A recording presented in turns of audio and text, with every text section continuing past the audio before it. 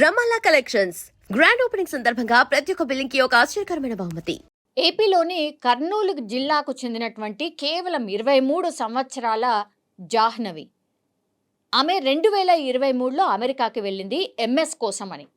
మన పిల్లలు చాలామంది తెలుగు స్టేట్స్కి సంబంధించిన వాళ్ళు చాలామంది కూడా ఎంఎస్ కోసం పోతారు. ఆ తర్వాత హ్యాపీగా అక్కడే ఎంఎస్ చేసిన తర్వాత ఉద్యోగాలు వస్తాయి, బాగా మంచిగా సెటిల్ అయిపోతారు. పాపం అదే కలల్లో అదే ఫ్యూచర్ని ఊహించుకొని జాహ్నవి కూడా వెళ్ళుంటుంది.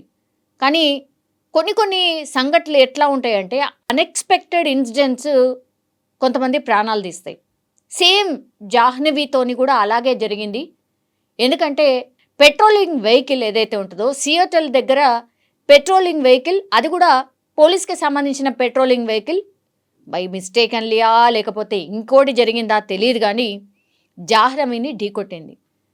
పాపం ఎంత వేగంగా ఢీకొట్టింది అంటే ఆమె ఆల్మోస్ట్ హాస్పిటల్కి తరలించే లోపే డాక్టర్స్ చెప్పింది ఏంటి అని అంటే ఆమె చనిపోయింది అన్నటువంటి మాట చెప్పారు. ఇప్పుడు పోలీస్ వెహికల్ ఎవరైతే డ్రైవ్ చేసినరో ఆ డ్రైవ్ చేసినటువంటి పోలీస్ ఆఫీసర్ ఎవరైతే ఉన్నారో ఆ ఇన్సిడెంట్ తర్వాత ఆయన పేరు వచ్చేసి డేనియల్ అడ్రర్. అయితే అతను ఎంత చులకనగా మాట్లాడిండు అండ్ ఎంత వెకిలిగా నవ్విండు అని అంటే ఎంత హర్టింగ్ ఇది వాళ్ళ పేరెంట్స్కి, జాహ్నవి పేరెంట్స్కి. ఈమెకు అసలు ఏ వాల్యూ లేదు, పెద్ద నేను మిస్టేక్ కూడా చేసినట్టు అనుకోవట్లేదు, నేనెందుకు పనిష్మెంట్ ఫేస్ చేయాలి అన్న టైప్లో మాట్లాడిండు. ఈ ఇన్సిడెంట్ తర్వాత నీ ఎక్స్ప్లెనేషన్ ఏంటి అని హయ్యర్ అఫీషియల్స్ అడిగితే దీంతోని కేసు ఫైల్ అయింది, ఆయన మీద విచారణ జరిగింది. 2023లో జరిగితే 2026 ఈరోజు మనం ఉన్నది 2026 ఫిబ్రవరిలో కదా, 2023 జనవరిలో జరిగింది ఈ ఇన్సిడెంట్. సో కేసు అంతా అయింది, విచారణ చేసిండ్రు, అదంతా చేసిన తర్వాత ఈ వెకిలిగా నవ్వినటువంటి ఢీకొట్టినటువంటి పోలీస్ ఆఫీసర్ ఎవరైతే ఉన్నారో సియోటల్లో అతన్ని ఉద్యోగం నుంచి సస్పెండ్ చేసిండ్రు ఈ కేసు విచారణ అయ్యేంత వరకు. బట్ ఆయన బిహేవియర్ వల్ల ఈ సియోటల్కి సంబంధించిన పోలీస్ వ్యవస్థ మీదనే పూర్తి స్థాయిలో ప్రభావం చూపించిందట.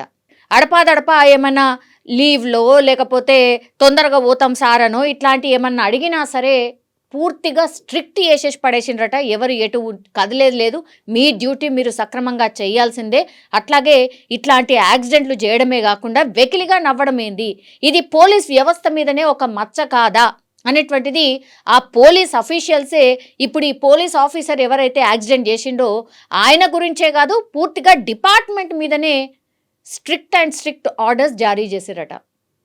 ఒక్క పోలీస్ అఫీషియల్, అది కూడా మన ఇండియాకి సంబంధించిన వ్యక్తి, వాళ్ళు ఎట్లా ఆలోచించిండ్రు, ఈ ఒక్క పోలీస్ ఆఫీసర్ ఎట్లా ఆలోచించి కనీసం పశ్చాత్తాపం ఉండాలి కదా. ఓ మనిషి పాపం ప్రాణం పోయిందే అన్న పశ్చాత్తాపం లేకుండా అసలు తనకి ఏ వాల్యూ లేనట్టుగా మొత్తం తీసి పడేసి తర్వాత ఈ మరి భరణం కింద ఏదో ఒకటి ఇవ్వాలి కదా, దీనికి సంబంధించి నువ్వు ఈ మిస్టేక్ చేసినావు కదా అని అంటే గట్టిగా నవ్వుతూ ఏంటి అసలు ఆమెకి ఏం వాల్యూ ఉందని, నేనెందుకు కట్టాలి, నేనెందుకు పనిష్మెంట్ ఫేస్ చేయాలి అన్న టైప్లో మాట్లాడింట.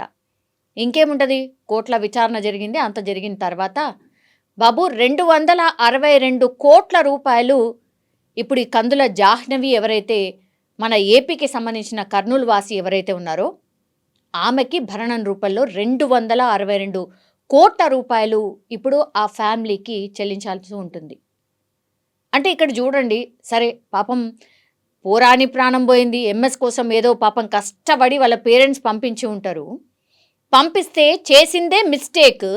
తర్వాత అసలు మనిషికి ఏ వాల్యూ లేదు అని అంటే బ్యాక్గ్రౌండ్ తెలుసుకున్న తర్వాత ఆ పోలీస్ ఆఫీసర్ నవ్విండట. ఆమెకి ఏం వాల్యూ ఉంది, అసలు ఆమె మామూలు మనిషి, పెద్ద చనిపోయినా కూడా ఎవరికి ఫరక్ కూడా పడదు అన్న టైప్లో మాట్లాడిండట. ఎవరు ఆ జడ్జి చేయడానికి, అతనెవరు? తీరా చూస్తే కోర్టులో విచారణ జరిగిన తర్వాత ఆ పోలీస్ ఆఫీసర్కి ఇచ్చినటువంటి పనిష్మెంట్ ఒకవైపు అయితే, ఇంకోవైపేమో 262 కోట్ల రూపాయలు భరణం భరించాల్సిందే. సియోటల్కి సంబంధించిన పోలీస్ అఫీషియల్స్ నుంచి ఆమెకు వెళ్ళాల్సిందే అనేటువంటిది కోర్టు ఇచ్చినటువంటి తీర్పు. నిజంగా హ్యాట్స్ ఆఫ్. అమెరికాలో మన ఇండియన్కి దక్కినటువంటి న్యాయం. సరే, పోరాని ప్రాణం పోయింది, ఇప్పుడు అమ్మా నాన్నలకి జాహ్నవిని తెచ్చివ్వగలుగుతారా అనేది ఒకటి. 2023 నుంచి 2026 వరకు వాళ్ళు వెయిట్ చేశారు చూసారా న్యాయం కోసము.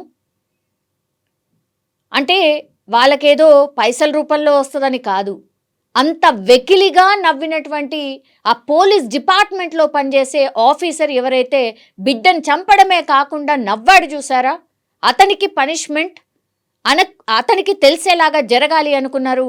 ఈరోజు ఆ తీర్పు వచ్చింది. నిజంగా హ్యాట్స్ ఆఫ్ కోర్టు వ్యవస్థకి, హ్యాట్స్ ఆఫ్. అట్లాగే ఈ సియోటెల్కి సంబంధించిన పోలీస్ డిపార్ట్మెంట్కి కూడా హ్యాట్స్ ఆఫ్. ఎందుకంటే అమ్మాయి తరఫున నిల్చున్నారు. పోలీస్ డిపార్ట్మెంట్లో మనవాడే కదా అని వెనకేసుకు రాలేదు. మిస్టేక్ ఈజ్ మిస్టేక్ అనుకున్నారు. ఈ ఇన్సిడెంట్లో ఇదే గొప్పతనం అనిపించింది. బట్ నిజంగానే పోరాని ప్రాణం అయితే పాపం జాహ్నవిది పోయింది, కానీ ఆ కుటుంబానికైతే న్యాయం దక్కింది అని చాలామంది అయితే కామెంట్ చేస్తున్న పరిస్థితి కనిపిస్తోంది.